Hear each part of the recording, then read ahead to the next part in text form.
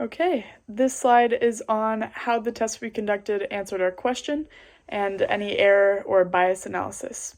So we chose to conduct a confidence interval test because we want to interpret the difference in proportions of female and male students at BHS who preferred the mid-tops, as those were the shoes that were ranked first the greatest number of times overall compared to other shoe heights.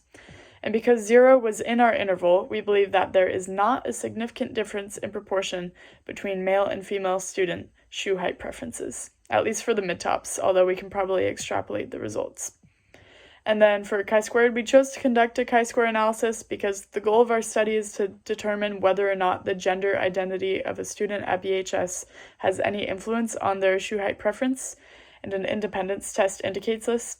Because we failed to reject the null hypothesis, our statistical analysis leads us to conclude that the two variables, gender identity and shoe height, are independent of one another, as male and female students at BHS do not have significantly different results.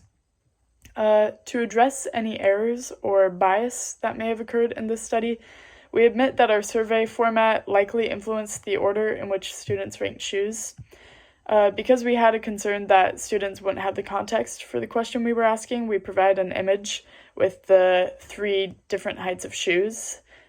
And we didn't actually clarify that we want students to rank their shoes in order of preference in general, like for all Jordan shoes.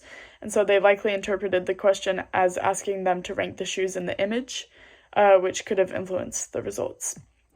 Additionally, the method we used to collect the data was not foolproof. We selected Beaver Lodges by drawing 5 Beaver Lodge teachers from a hat for each grade level, so there should have been 20 classes total. This method allowed the data to be pretty much randomized, but of course not all Beaver Lodge teachers remembered to administer the survey, and not every student in the Beaver Lodges selected did actually complete the survey. So our responses were not perfectly distributed between grade levels, which could have influenced results.